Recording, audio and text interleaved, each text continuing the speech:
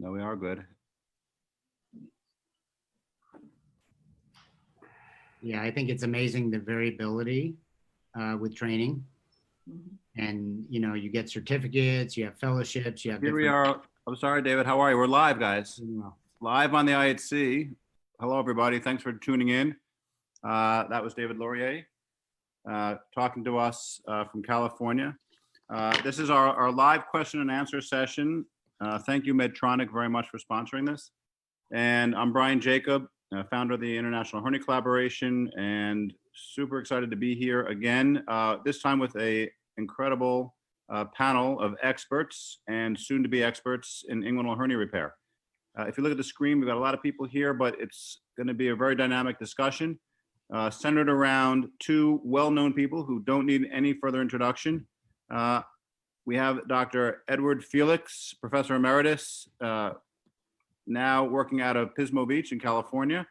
And we've got Dr. Conrad Balliser working out of Creighton University, now some version of a professor, which is pretty cool.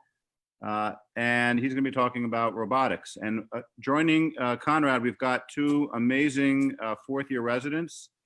For those looking to hire someone amazing, we've got up top, we've got Bonnie, and just down below, we've got Wendy. Thank you both, Bonnie and Wendy, for joining us. And then we have a panel who's not going to let me get away with anything.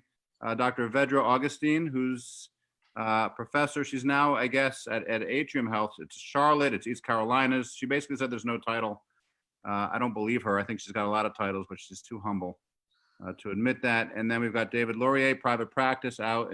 He lives in La Cienega, but it's near Pasadena. That's all I've learned. close, Am I close? sort of. Mine's a little bit easier. And then the furthest traveled is Dr. Jorge Diaz, who's coming to us from a galaxy far away with his background. You actually look like you're in that ship, Jorge, but you're actually from Barranquilla, Colombia. So thank you for joining us. Thank you.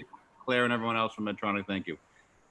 So I'm gonna start this off with just a brief question for Ed and Conrad, and then let the panel take it away. Easy stuff to begin with. Ed and Conrad, you both spent a lot of your talk talking about this critical view. You know, you went through these 10 steps. You each showed over and over again how important it is. Ed, you said something important yesterday, that it's not just the critical view, but it's the process of achieving that view that's important. Can you both comment on what you mean the process of achieving a critical view and why that's so important? Because there's a lot of surgeons who don't believe it. It's the problem is when you say critical view, you think it's the final view, what you see at the end, but it's really how you get there. And that's why Jorge and I wrote those 9 steps, is because what we noticed, not only were people not achieving the right landing place for the mesh when they went to put it in, but they weren't doing the right steps. They were doing shortcuts, things that we've never dreamed of, that we showed 20 some years ago were wrong. And so what I feel is that it's a combination. It's that final view, but it's the steps to get there. And if you know anything about existentialism, that's what it is. Existentialism means it's the process of getting somewhere. It's not just ending up on your vacation. It's the process. And so that's what I try to emphasize over and over in my talk. And I think Jorge, who is really the instigator of those 9 points, I think he should comment as well as Conrad. Yeah, so like I've said many times before, I think the paper that you and Jorge wrote is probably going to go down as one of the most important hernia papers that has ever been published.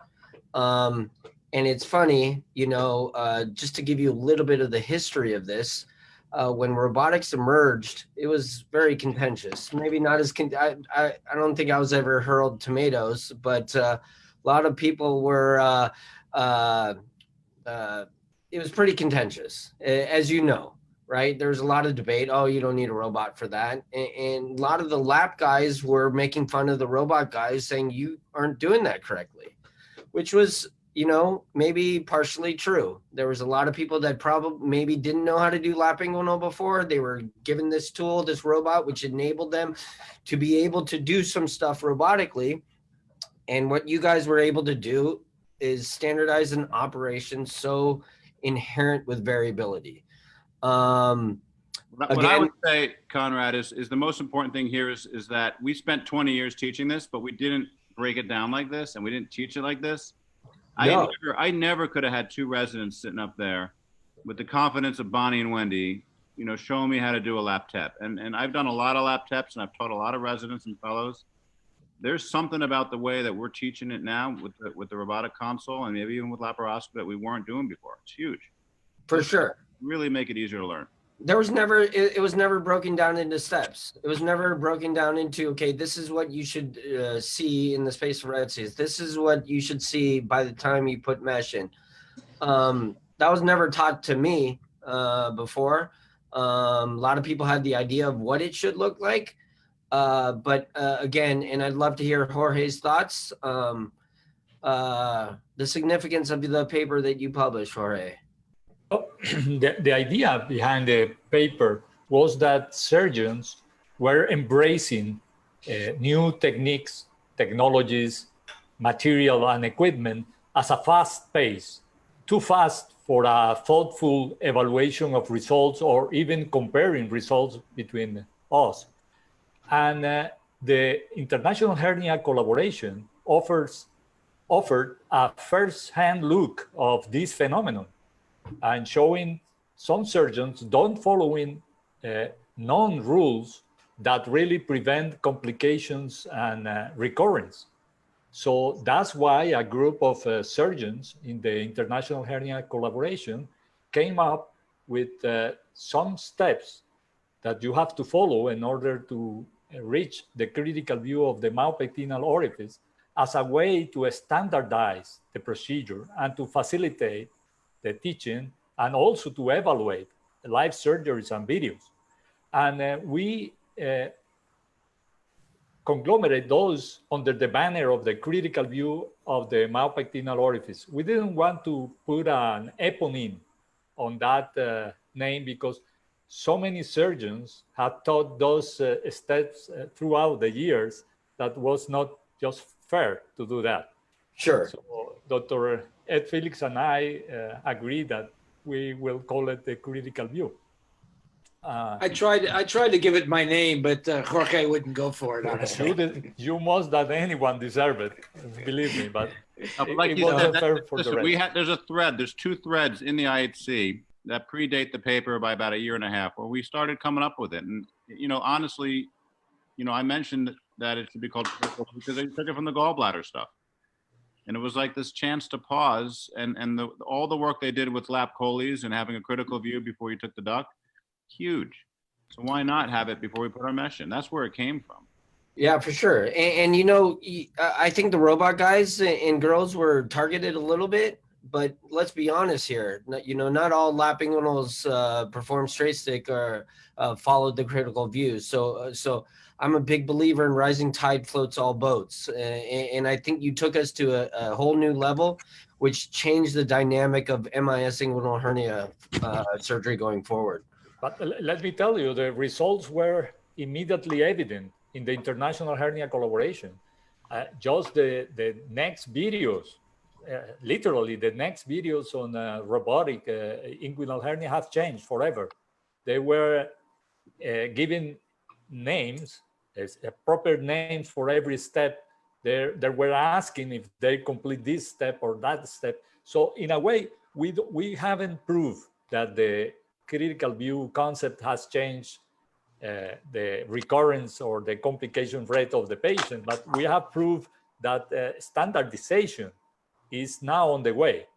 And also that teaching is much more easier now with the critical view than before. For sure. Let me ask Vedra, because Vedra, you were not really online in the IHC when this stuff came about. Did this penetrate down to Carolinas, this concept of that before the mesh? I mean, or are we talking to ourselves here? No, I mean, I think I've learned about the critical view of safety and the volcano sign and all of these just because of the IHC. I mean, I think a lot of us come from the same school of inguinal hernia repairs. That's from laparoscopy, and then we've all kind of evolved. I mean, I think all the steps are there, just as Dr. Diaz said. I mean, you can't name this after a specific person. We were doing those steps, it's just that we never put the names on them. But I think it's so important to name them, you know, because we talk about it during a gallbladder surgery. But if you ask me, what would I rather teach to my residents? What's easier? A gallbladder is way easier to teach, I think, than an inguinal hernia.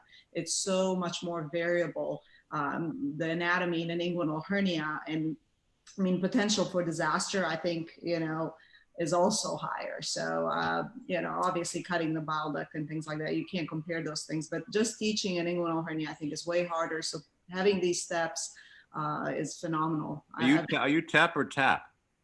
No, we do everything intra-abdominal. So going to the robotic platform has been very easy because that's how we did it before. That's how we were taught. So. Yeah, the only negative out in Creighton is you guys are not learning the TEP. Something came up yesterday, which was interesting because I was talking about always starting medial. And then I started thinking about it, actually, and thinking about the taps I've done, because I've done about 500 plus taps. And what I forgot was that when you do a tap, I really do start lateral. Yeah. I don't start medial. Yeah. But for the last probably 15, 20 years, I do very few taps. So I think always start medial. But when you do a robotic or you do a true laparoscopic, you start lateral. So I take back what I said yesterday. You always start medial. Medial is where you start when you do a TEP or ETEP probably, and lateral is more commonly where you start. I think David may have some comments on that because we've argued that before. Yeah, I think the important thing for everybody out there, all of us herniologists, as Ed likes to say, is that you want to dissect, whether you start laterally or medially, you want to leave the meat of it, the critical area, the central compartment. So that's the area around in a man, the spermatic cord or the round ligament in a woman. Leave that to last. Okay, you don't dive into the middle of that until you have your landmarks displayed. I think most of us are pretty big on the concept of really identifying, displaying, and exposing landmarks early in your procedure. That way you don't get off kilter, you don't get lost a little bit, it doesn't get confused, and you get into some injury. Do you feel like the trainees always gravitate exactly for the triangle of doom? I feel like how dissection goes, it's always going in that direction, you know, because it's so hard to explain where medial is and where lateral is. And another thing I was going to ask you, you know, if you have a recurrent hernia, do you change, obviously? Do you still go medial, or you got a big piece of mesh? Do you just alter how you dissect? I think for me on recurrences, you start easy to hard. Okay. That's it. So you may vary what you're going to do. You're not going to jump into a pre-operated into a scarred plane. You want to start in the virgin plane and work your way from perhaps even multiple sides to the area. Essentially the same concept that we just said is that you don't jump into the critical part first thing. Absolutely. I'm always easy to hard. Easy. I'm always trying to find what's easiest and leave the hardest for last. Yeah, and as you guys know, if you're working in one area and it gets harder, gets frustrating, just like anything else in surgery, back off, work somewhere else, cool off a little bit. Don't keep persisting if you're getting nowhere or getting frustrated. For sure. Also, I would love to hear the residents' thoughts on how they're being taught MIS inguinal hernia repair and the critical view of the myopectoral orifice and what place that has served in your training. I think that I really enjoy, or I really like the way that it's taught because it kind of breaks it down into very specific steps, and you have exactly what you have to do in order to get to the end and the finished product. And so I think Dr. Ballister's emphasis on knowing those 9 steps, you know, on the get-go, right before you even start the case, listing them off is a great way to kind of even just run through the case. And we always come back to it. I feel like every step during the operation, we always say, okay, like which step are we at? And, you know, what do we need to do next? So it's a really good way, I think, for me, at least in terms of my education, is to follow that and be able to get from, you know, the initial skin incision all the way to the end with mesh placement and securing the mesh in place. What do you think, Bongo? I would before I was taught about the 9 critical steps too. I had been on the robot before, had tried this before, but I found it very challenging. I would kind of get lost, not really sure what direction I should be going into next. But now that we have those 9 steps to follow, I'm pretty kind of goal oriented as soon as we make the first cut, and I'm pretty confident as to exactly what needs to be done next to get a completion. Sounds good. Wendy, yesterday on your video, you were dissecting, I assume, and you started talking about possibly taking out nodes, and you got into some bleeding, and you decided to stop. You know, that's an important teaching point. There's nothing in the retroperitoneum during an inguinal hernia repair that you need to remove that would bleed like that. Mm-hmm. I think that's an important teaching point. If it's bleeding like that, you don't need to remove it, period. If it's a node and you want to biopsy it, that's fine, but make sure you put a little clip before and after the node, because you can get a lymphocyl if you just take those out and don't secure it. We've seen those as well. But I know that's an important thing that you guys ran into there, and you'll see that from time to time. To be honest with you, I think everybody online will agree, there's really no 2 hernias that have ever been alike. You know, it's funny because I was with Chen last week, and I was talking to him about that. And I was going, you know, I have this young guy, he's got a history of HIV, and I see this chain of nodes going up the femoral space, and I see a node in the deep inguinal space. And I was wondering, should I have taken that? It was Chen's opinion that I should have biopsied it. What do you guys think? Brian, you said no? If it looks pathologic, I think it's a good idea to biopsy it. You know, if it's just a normal size node, yeah, don't mess with it. It's just going to bleed. But particularly if there's a history of something else and it's a Goomba big node, I would probably take it. You will occasionally find some stuff that's undiagnosed. Yeah, Conrad and I talked about this case because this patient, he had HIV, and the node, when you look at the video, which is very nice, the node it looks abnormal. It's big, it's white, it's not a normal node. The other thing I would say is if you're going to take a node out, probably need to put it in a little bag, because I've had some experience. You go to take the node out and you break it up, and you don't want to do that. You want it to get out whole and send it off. I think you also need consent. No, you don't need a consent. No? It's now when you find something abnormal, maybe I'm crazy, but if I find something abnormal in the liver, I'm going to do a liver biopsy. I don't need a consent. I'm not going to miss a tumor. So you have the right to do it when you find something that looks like possible cancer. And I've actually diagnosed some prostate and some leiomyosarcomas of the and liposarcomas from inguinal hernia repairs. It's extremely rare, but it does occur. What do you think, Vedra? Well, that's what I was going to ask. So what do you do? I usually don't send lipomas off, but I have had a guy who had a huge cord lipoma, which we thought, but I mean, it was like this big. So we actually had to do it open, and there was no inguinal hernia. I mean, we thought it was an incarcerated inguinal hernia, but it was a huge liposarc. So do you usually send these lipomas for specimen? Do you completely resect them? I mean, a lot of them, I feel like just like you do, put them in front of the mesh and, you know, have them hold the mesh in place. Normally I don't resect it. So normally I would do exactly like you. That would be kind of my backstop, the inferior portion of the mesh. Now this one, this case, I saw him in post-op today, actually, just about an hour ago, and he has a palpable node there still. Would you go for it now? Yeah, I think you need to talk to him, or talk to the person who's treating his HIV and see what they think. They may want to just needle it at this point. I checked his axilla. He didn't have any axillary lymphadenopathy. Going for those femoral chain of nodes, that's a pretty scary territory for me. I don't know if I was be into that. Well, you can come back and do an onc fellowship with me, Conrad.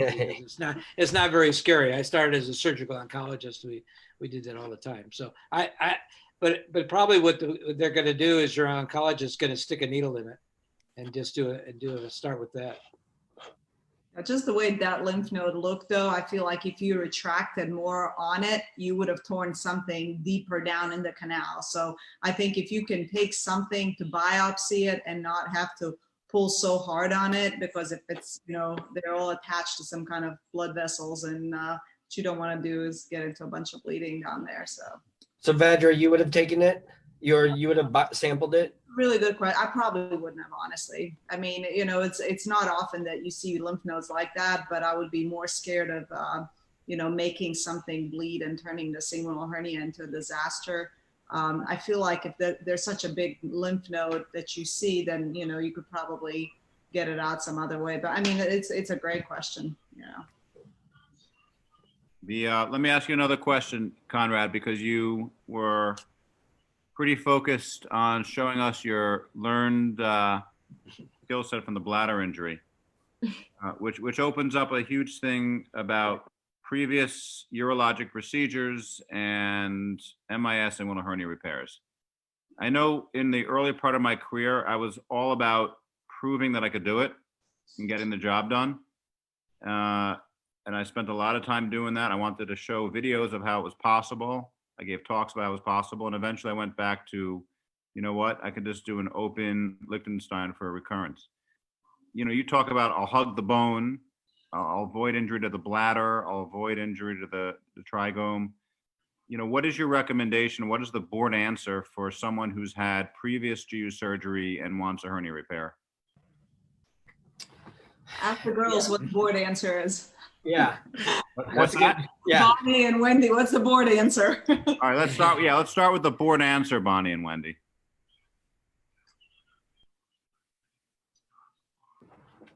Oh, they're pumped. Don't worry, Conrad's still gonna like you. So What do you think? let's make it very specific. You got a male patient that's had a previous prostatectomy. How are you going to approach his bilateral inguinal hernias? Right. Ooh, that makes it a little tougher though. Yeah, Don't- stay, you make it unilateral. Unilateral Make it inguinal. Did you say open or robotic? Sorry. I said how. That's the question. No, previous prostatectomy. Previous Oh, open or Robotic robotic. prostatectomy. Whatever. What's the difference? I would do it open. look at it. That would What do be you my think? answer. Open would- movie? Yeah. What do you think? Bonnie? I mean, I would be okay with doing it robotic because if you're doing a tap and then you're getting into a plane that's untouched, you Wait. can just continue flying it down Do you think that's a plane that's untouched? into the groin, potentially. Yeah. If you're taking your boards, do me a favor, say open, will you? Because Open, yes. be very conservative when you do your oral boards. Unless Conrad's giving you the board. I know. Honestly, for me, what it boils down to is you got to do what you do best. I'm comfortable doing, and Felix will say exactly the same thing. He probably never has done an open inguinal hernia repair or hasn't done one in a long time, right? I'm super comfortable doing it MIS. That's kind of one of the byproducts of training now is while they do get to do some open inguinals, I bet you by the time these residents graduate that they will do more robotic inguinals than they will do open inguinal hernia repair. I think the board answer is always to stay away from scarred plane. But yeah, I don't think the boards can fault you for saying going back in tap. Be careful. I would Yeah. do it. I would do it robotic tap, but the board answer is still open, a plane that's not been disturbed. Yeah. And it's a game. The boards are a game, okay? And the people that are testing you want to see that you're a safe surgeon. They don't want to see that you're a skilled surgeon. They want to see that you're safe. Makes sense. Yeah, the same thing comes up when you talk about a recurrent laparoscopic hernia. I do them all laparoscopically, but the board answer to that is probably to go back open, because that's what people say. If you do a laparoscopic recurrence, go back open. I don't agree with that, but that at all. I think it's much better to go back laparoscopically, but that's not the board answer. Is that because you're a better laparoscopic inguinal hernia repair surgeon than an open inguinal hernia repair surgeon? No, it's because I want to know the reason it recurred. And the only way to, in my mind, that you know the reason it recurred is by going back laparoscopically with a tap. Some people do TEP, but I don't agree. But go back, tap, so you see why it's recurred, see what's missed, and then you fix it. But for the boards are total different things than what an expert would do. That's not what they're looking for. And so for the two residents here, I would, when you go to take your oral boards, you have to be very careful and be very conservative. And that's just the way it is. I mean, they don't want a cowboy or a cowgirl or a cow Vedra or a cow woman. Let me ask you a question. Ed, is there any role for checking PSAs routinely in men who are going to have repairs at some age? That's a very interesting question, because I just went over that with the head of urology at UCSF that did my radical prostate. And he said, yes, that he feels that if someone's in the age and you're going to do a hernia, and especially if they have any symptoms, you ought to check their PSA, because if the PSA is sky high, let's say it's like mine, 20 something, they're going to need something done, and you might as well do it simultaneously. Do the robotic prostatectomy and do the hernia. I can tell you that the other thing that the guy who did my surgery said is that he sees a tremendous variation of where the mesh is and what it looks like. He had no idea. But when he did mine, he could not do the nodes because Chen did the right operation. He covered my iliacs, which you're supposed to do. The urologist said, oh, I don't see that hardly ever. The mesh is in the wrong place. So we're now talking about doing a study with some urologists to evaluate these patients and see what surgeons are doing.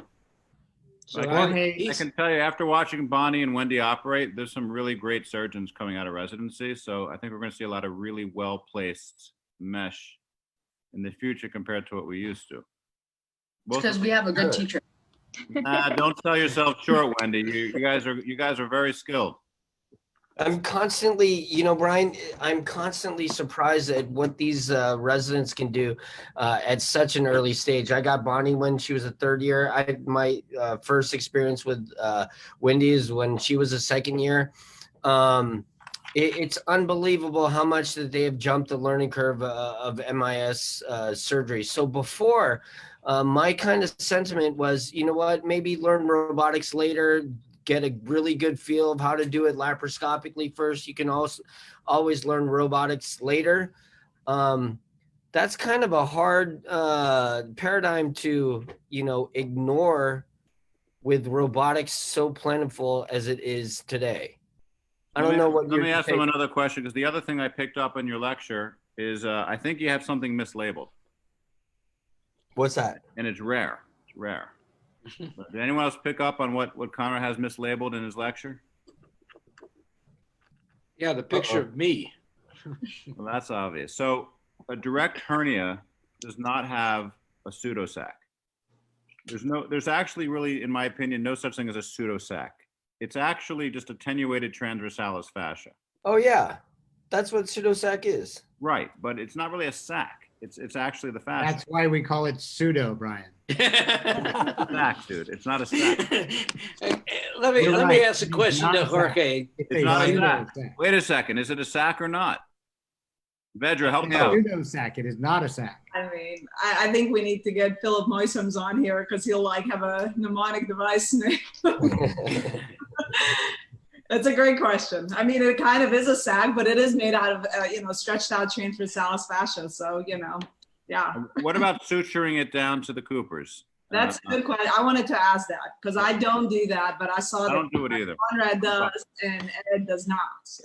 No, I do not. And the guy who invented it quit doing it. Guy Veller invented that, and he doesn't do it anymore. It just seems to make sense to me. I want to hear from Jorge. Has another method of inverting the sac. No. I just fixed the lax transversalis fascia to the Cooper's ligament. That's a very efficient way of eliminating the dead space and providing the mesh with a support. That's very good. Now, where I have something different to do is with the large inguinoscrotal hernias, because I always see the discussion between two opposite ends. One is to remove completely a large, deep inguinoscrotal hernia, risking orchitis and lesion to the coarse elements. And on the other side, some propose leaving the sac unattended, which gives way to large and sometimes cumbersome seromas, hematomas, and pseudohydrocele. But there is a third way, and I don't know why, especially the robotic surgeons haven't implemented it.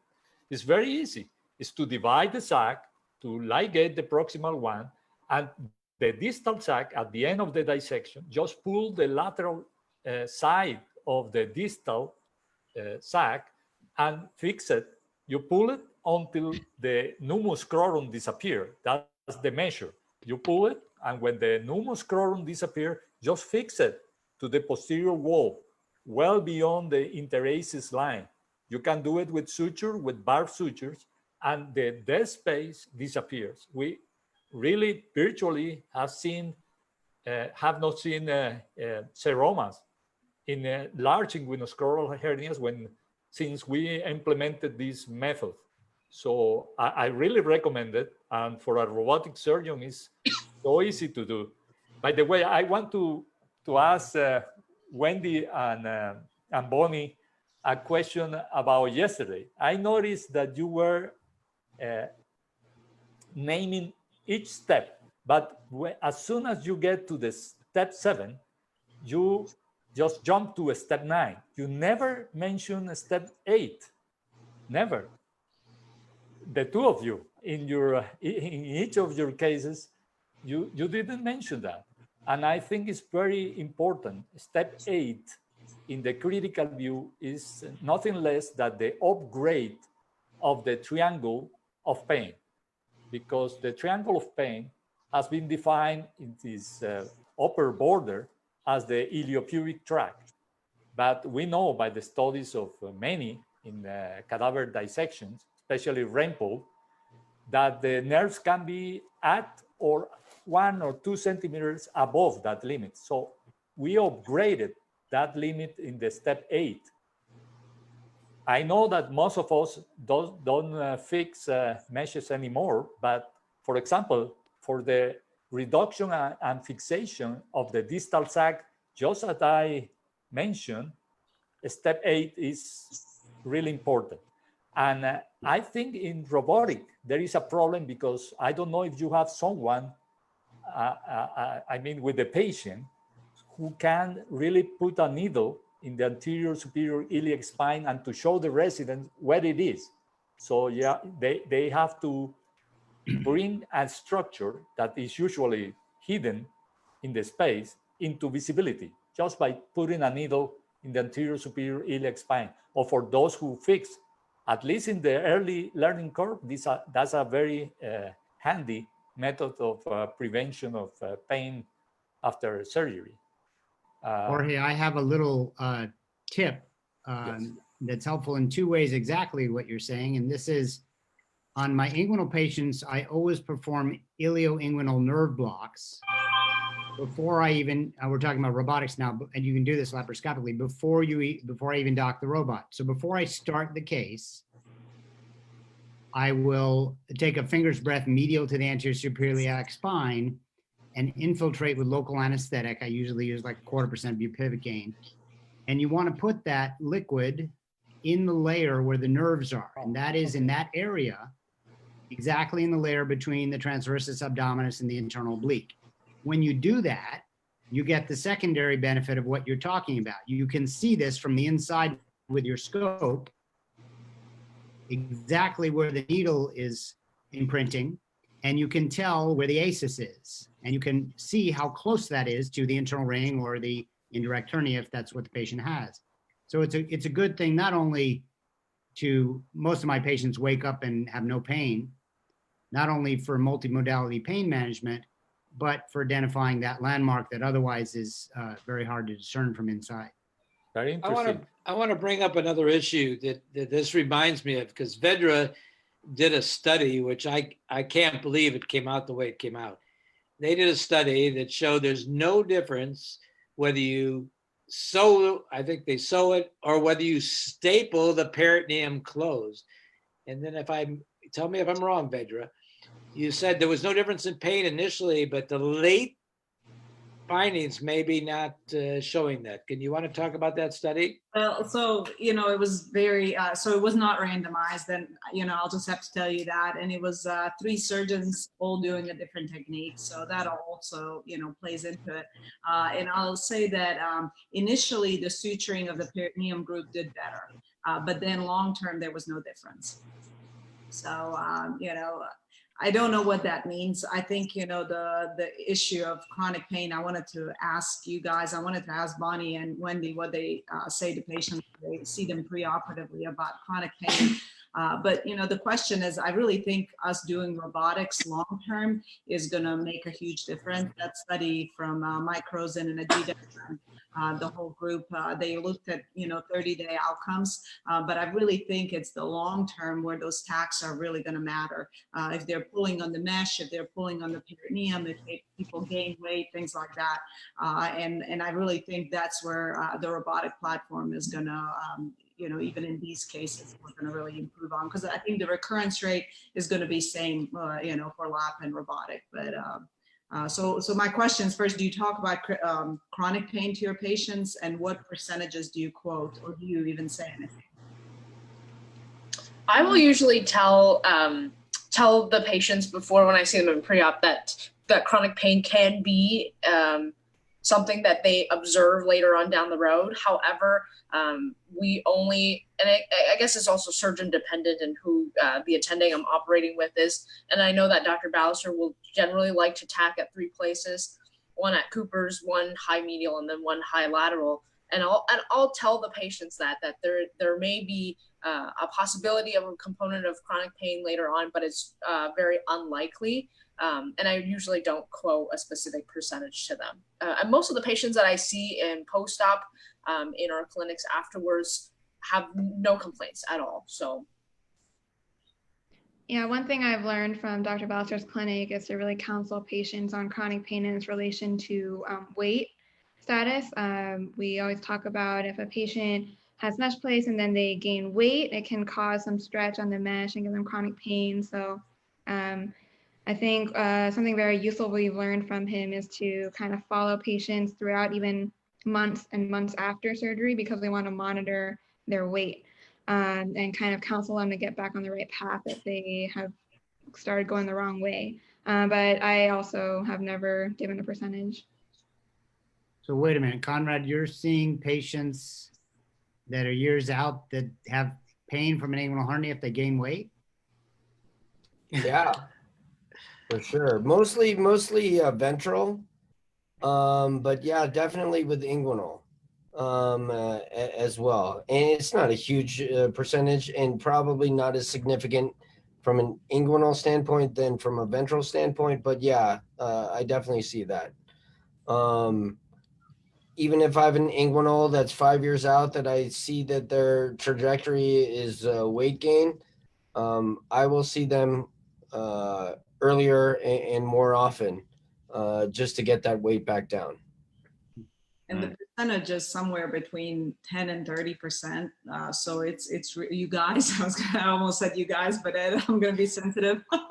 So it is really high, And when you're seeing a young 20-year-old in clinic and they're not very symptomatic, and then they become symptomatic for the next 50, 60, 70 years of their life, or maybe then you send them up to New York for Brian to fix them.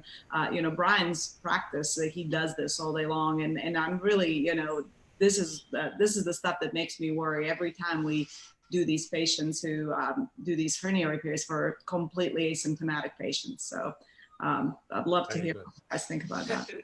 that brings up two issues, which I'd like you guys to talk about. One, David and I talked about yesterday afterwards, is are we taking out too much mesh? Are we saying all this pain is due to the mesh and everybody's whipping it out? That's number one. And should we be treating asymptomatic hernias? I have never, myself and Guy Veller have always said, if you, just because you see a hernia on the other side, you don't have to fix it. In fact, we don't, because that's the one that's going to give them the pain. So I'd like to bring up those two issues.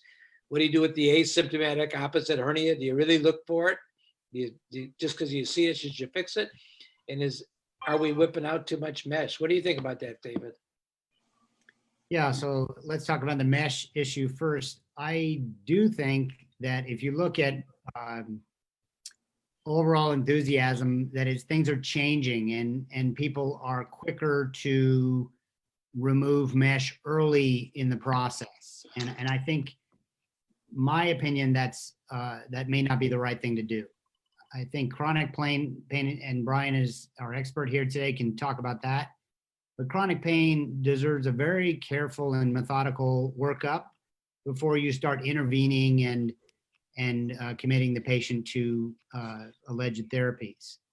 And I think we've talked about how wonderful the social connectivity with the IHC is and how much we've all learned. And it truly has changed my practice like nothing before for the better. But the downside of it is that somebody sees a really cool video and they say, wow, that looked pretty easy and straightforward. I'm going to do that. And they don't have a full enough understanding of the problem at hand, and they go out and start doing things. One example of that is, I think we're seeing an increase, at least postings on the IC, about people taking mesh out the minute anybody has any pain. So I think we need to be careful about that and similar things where, again, see a cool video and just run out and do it. Love to hear from everybody else. Yeah, no doubt. I don't call myself a chronic groin expert. I hate taking out mesh from the groin. That tightens my sphincter more than most approaches that I offer. But I've learned from Chen, I've learned from Brian. It's really all about patient selection here, where the potential benefit of the intervention will outweigh the risk, because that's always a super risky procedure. I have this guy in the office right now that I've been following for about 4 to 6 weeks, and he legit cannot sit. This guy has been in so much pain. But what was curious, it happened remotely out, like maybe 3 years after his lap inguinal hernia repair. But the guy can't sit down. His activities of daily living are completely disrupted. He's on narcotics, and this is a legit business guy that was never on narcotics before. So those are the type of guys that that I would offer surgical intervention for. I pain map them. I get their VAS scale. If they're complaining of VAS scale of 2, in variable territories on the pain mapping, I probably can't help you, and I potentially can hurt you more than help you by intervening. So I'm super conservative, but I'm no Brian Jacob, though. Brian, tell us about the VAS scoring and some other key points when you're early in the workup for chronic pain. The visual analog score or scale is just a very simple way for you as a doc to figure out if your patient needs conservative management, live with it, needs pain management, or surgical intervention. So VASs of 7, 8, 9, and 10 are typically going to be the ones that you're going to operate on. The low end 1, 2s, and 3s you can kind of watch for a while, and anything in between you may want to send to pain management and work on injections and steroids with. Chronic pain in the groin starts before hernia surgery, and I would say that the majority of patients with chronic pain actually complained of pain when they came to the doctor's office and not of a hernia. I am sure of this. And so the biggest problem that you run into is not doing a workup for the pain before you fix the hernia. I had a guy today, came back, a year after his lap TEP with pain in his groin, and I went back to my notes, and sure enough, he had complained of pain, and before the surgery, I had gotten an MRI, and he had an adductor rectus abdominis aponeurotic plate tear that we managed conservatively, and it was acting up again. And so we went back and addressed that. You need a baseline. So before you do hernias, you have to do a thorough workup if their chief complaint is groin pain. In Conrad's case, if they don't have pain before the surgery and they come back with new pain 3 years later, it's not going to be from the hernia repair and it's not going to be from the mesh. It's going to be from something new, especially if they can't sit. Because if you look at the inside of the groin, if you take a leg laparoscopically or robotically, and you look at the groin and you start flexing and abducting and adducting the leg with a camera on the inside, there's no movement. There's no movement. There's the only thing that really moves on the inside is a little bit of psoas movement, and that's it. So anything that's going to prevent somebody from sitting is not going to be from the inside. It's going to be from the outside. So that patient's going to have something new, either acute cutaneous nerve entrapment syndrome, a hip problem, a back problem, or some sort of new musculoskeletal injury. So I would start with an MRI. It's not going to be the mesh, not going to be the tax. You don't think it's a myxoma? No, not with a lap repair. It's the typical, you know, it feels like he's wearing skinny jeans with a wad of keys in the pocket. He can't sit, you know, normally. When he sits, he's like flattened out, or he's mostly standing. So that won't be a meshoma, Caro. So did he have ProGrip? I don't know what kind of mesh he. So some of the mesh, some of these big pieces, what they do is they shrink in people. So so I have definitely seen this. When mesh shrinks, it will pull all the tissue that it's stuck to into in its trajectories, and so it'll pull on the psoas, it'll pull on the genitofemoral nerve, it'll pull on the vas in an upward fashion, and then it'll pull on the abdominal in a lower fashion. When you look at it with the camera, it's going to look normal. It's going to be sitting there. It's going to look normal, but there's a constant pulling from the shrinkage motion. So when you remove that mesh, or even if you remove a bulk of that mesh, the pulling sensation disappears. That's possible, but not a meshoma in the sense that it balled up. But Brian, isn't that typically within months after surgery? It's not, you know, you don't have an interval of years. Yeah, that's the problem. Yeah, it's actually usually within a week or two. Yeah. So the story that he gives is he maybe 3 years after the surgery, he was doing some heavy lifting and all of a sudden he felt pain. Bam, not the hernia. No chance. What's that? No chance is that going to be the mesh. You don't think so? Zero chance. He just ruled it out himself. What is it? Did you get an MRI? Yeah. What did it show? Normal. Nah, it's not going to be normal. Normal. Send the MR to Brian. Yeah, and I think this brings up the point of who's reading. We see this in hernias, we see this in bariatrics. If they're not specialists in the field, they don't see it enough. They don't read it right. So that's the problem. Even if it's normal, what I would say is you could look laparoscopically and take his mesh out. That's not a bad way to go. I'd tell the patient that he's got 50-50 chance of a cure. But what I would do first is look for acute cutaneous nerve entrapment syndrome. If he pulled something and it's scarred in, he's got a pinched nerve somewhere. It's usually a branch of the iliohypogastric or ilioinguinal. And it can send pain down to the testicle. It can send pain around to the back. I would find a trigger spot and inject him first. And usually, if the pain goes away, he was injected. You should inject him. Yeah, that's Brian, that's for for my pay grade.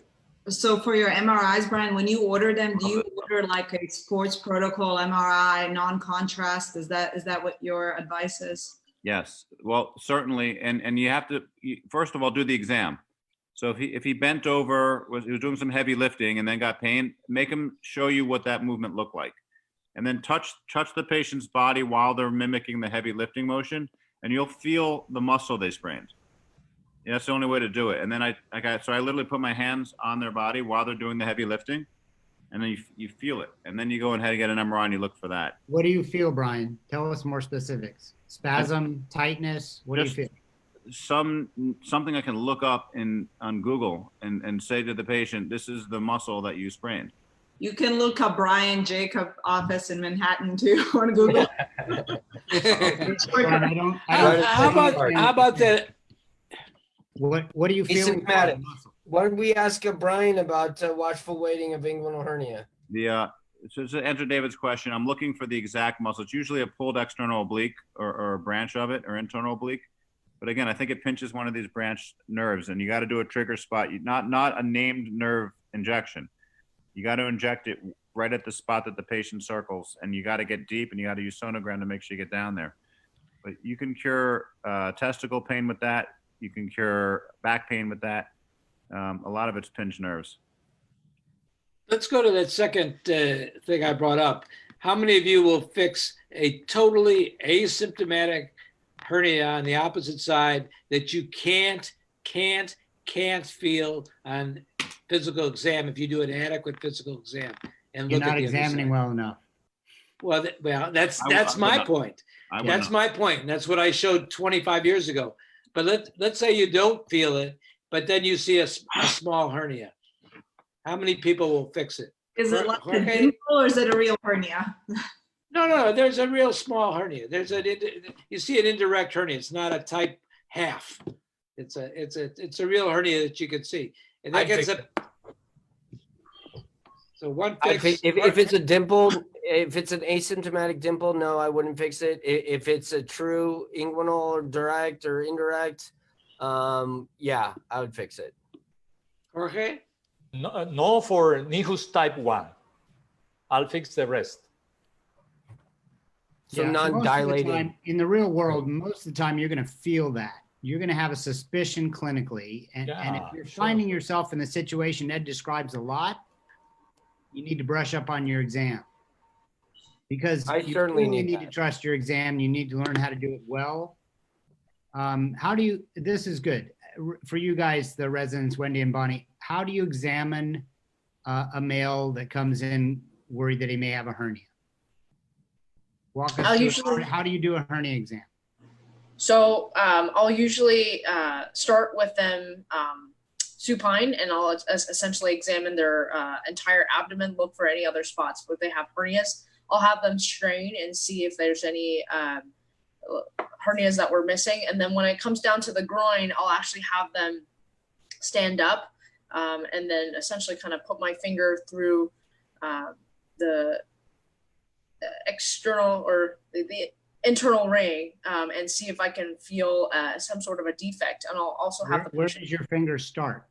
So it starts in the scrotum, down Right. by the scrotum, and Right. it follows the track of the testicles going up towards the That's inguinal right. canal. So that's called Buddy, a I don't even do scrotal that. exam. I never do that. I never go into the canal. Then you're going to miss some hernias, because that's a point I made up. This is like old history, is that when I have someone come in for a hernia on the right side, I take 2 seconds and I examine it. But then I spend 10, 15 minutes making sure they don't have one on the left. And I will examine them standing with my finger up into their scrotum. And if they're antsy, then I make them lay down, because then they can't go anywhere. And I stick my finger up there and really look at that canal. Sounds And if old I'm fashioned. confident, Huh? Old fashioned. why is it old fashioned? What's the new fashion? You don't need to stick your finger in a canal. It's silly. Well, you may think it's silly, but that's because you're not finding the hernia. I love it. Come on, Do you, keep do it you, going. did you need someone to stick a finger in your canal to find your hernias? No, because my hernia got big enough that I'm looking for the asymptomatic hernia on the opposite side that everybody's missing. I don't know. You put your finger in a canal, you don't know what you're feeling. I know. Another point that I think is interesting, because we have both female residents as well. And when I teach physical exam, these hernias to all of my residents, I think, a lot of people, especially the young men that come into our office and then they have, a female resident examine them, and then I come in and everything. I tell them the first thing what you want to do, say hello, ask them why they're there, and don't do the whole history and physical. Just immediately go to the physical exam, because it's just, I feel like you just get the stress of it over with. And I feel like a lot of the females have come back and they're like, okay, great, because it really, a lot of our patients, I feel like they cannot answer any questions, they can't concentrate, so you just want to get the exam over with. I do think that there are a lot of good, points about how you guys do the physical exams, and I think it's really interesting, because patients really expect different things. They'll have their suspenders on and pants and just kind of stand up and think you can do the exam that way. So it can get very, very tricky. But and then other questions I was going to ask Bonnie and Wendy, you get a patient that sent you for an inguinal hernia and you can't feel it, and it's a skinny patient, you should be able to feel an inguinal hernia. What do you do then? I would try to get more extensive history, try to see if there's actually something more musculoskeletal in nature going on. And we've had consults in the ED where, you know, they say, oh, that's a evaluation for an inguinal hernia, but, you know, their pain is very superficial. It's like right over the bone or with certain movements.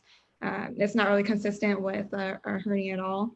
And then if I'm really at a loss, I think it wouldn't hurt to offer them a diagnostic laparoscopy to take a look.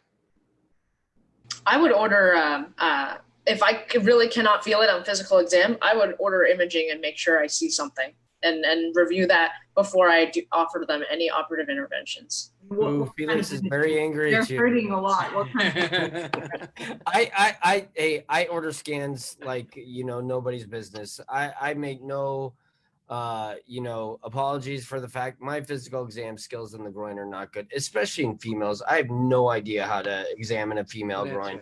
right. This is the only scan you need. Yeah. Hey, team, Yeah, real you guys- quickly, you- we you only and have a few Felix are minutes old left. school. I'm going to redirect the conversation. Jorge Yes, sir. wants to show us a video. Do you have that loaded and ready to go? He wanted Yeah. to teach Wendy and Bonnie something that we were talking Yeah, about. We only have a minute yeah. left. If I may, I can share the step 8, a very small video here. So I would like to show it right now. You're on. Working. Yes, sir. Can you see it? Yes. Yeah, yeah. So what do you got here? You see the scrotal pseudosac? Ah, Already Can you hear the narration or no? No, no. No, we cannot Oh. hear you. You'll you, have you, to. you I have to see. narrate it yourself. Well, okay, I'll do the effort. You only have a minute. Well, what I'm showing here is how to make visible the anterior superior iliac spine. Very easy. You put a needle on top of the ocean protrusion from the exterior. And you can see here an example of a reduction and fixation of a distal sac, and it's way above this line. This usually was the lateral border of the triangle of pain. It's not really a triangle, it's more a trapezoid of pain. And studies of Reinhold and others has shown that nerves, as you can see here, can be above that line. This is a good example. So step 8 basically upgrade this triangle to this line. And now there is nothing in their studies that is above 2 centimeters above the ACES line. It's a very practical way to identify where you can hit the nerves. By the way, some studies have shown that the nerves that is more often compromised in inguinal hernia repair is the ilioinguinal nerve. And it's because of placing mechanical fixation in this place or around this place. So I wanted to show them this, small clip. There is another one that is the management of the distal sac, very, very short one. I don't want to make a speech here. But here again, you see, I identify the anterior superior iliac spine. Then we reduce the distal sac that was already divided, specifically the lateral border, and we pull it until you don't have pneumoscrotum, and then with the barbed sutures, you fix it.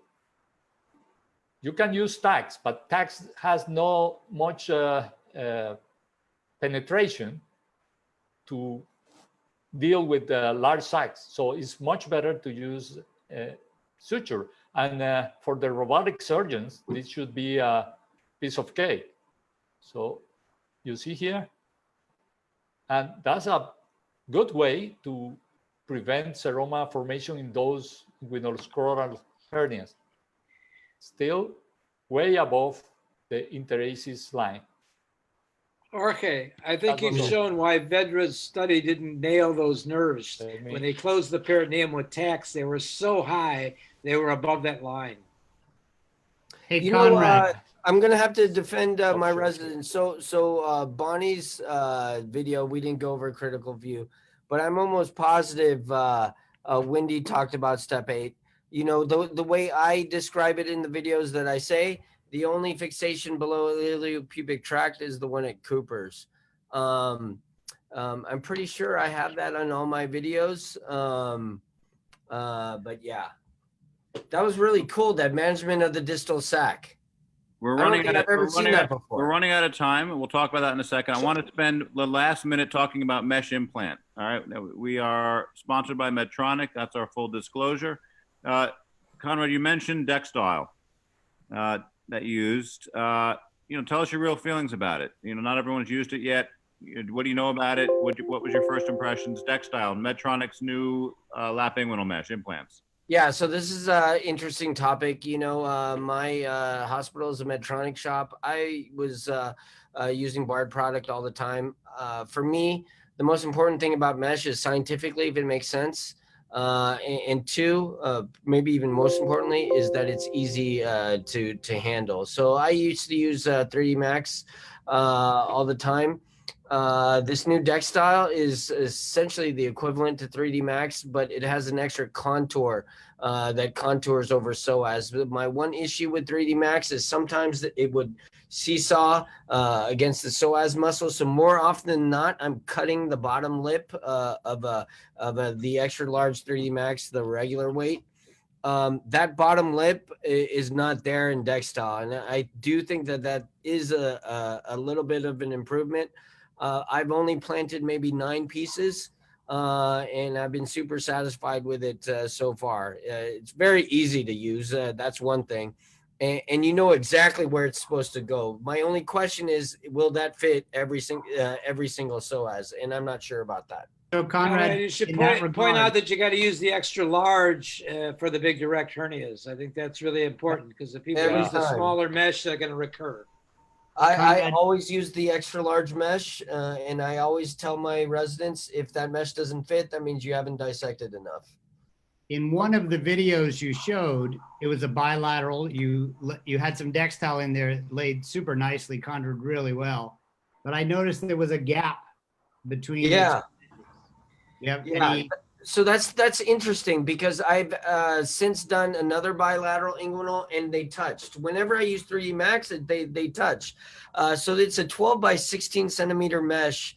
The one thing that you can't do with Dextile, you can't move it more medially or you can't move it more laterally because it has that contour of the psoas. So I'm not sure if that one video, if the patient just had a wider pelvis or not. But yeah, that was interesting, and that has been pointed out a number of times. But I have since done a bilateral inguinal where they did touch. So I would say, I haven't used this in person yet, but I played with it quite a bit in the lab on several occasions. And the important thing to understand with the Dextile, it is more anatomic, more configured and contoured than say the 3D Max. So in some places it fits better, but it is designed, as you said, to fit where the iliac vessels go over the psoas. Yeah. And that's why you couldn't overlap. If you tried to pull it more medial, so they did touch, yeah, it would not, it would buckle over the iliacs and you might have a recurrence. Yeah. So the real key takeaway, I think, from that surgeons have to be very careful as this product is rolled out, is you need to make sure you're using a big enough piece of mesh. If you were to use the medium size, or in many people, even the large size, it's gonna fit the iliacs great, but it won't cover the medial side of the MPO properly because it was designed to contour exactly to most people's iliacs. So please, bigger is better, as Ed always says. Remember, you cannot compensate for an inadequately sized mesh.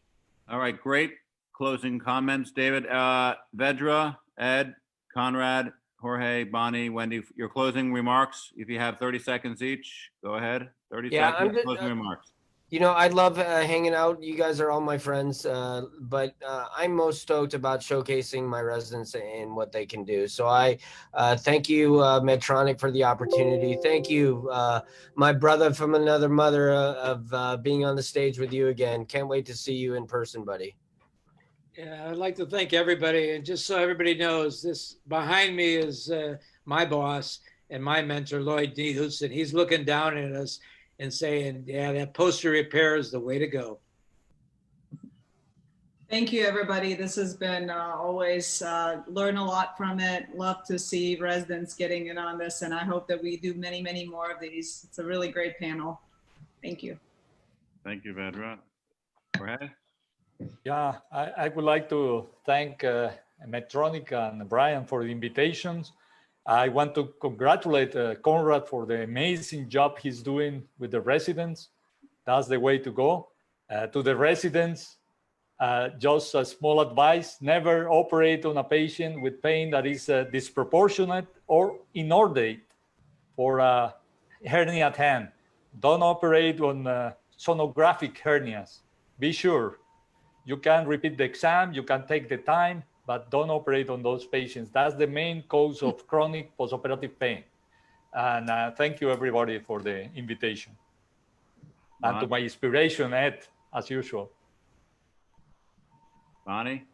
Thank you so much. This is a really unique opportunity, and I don't really think a lot of residents ever get this chance. So thanks to Medtronic, thanks to all of you. Yeah, I just want to echo that same thing. And, you know, it's great to talk to a whole panel of experts about all these things. And I've definitely learned a lot, even from this talk itself. So thanks to everyone, and especially Dr. Ballister for this opportunity, and Medtronic as well.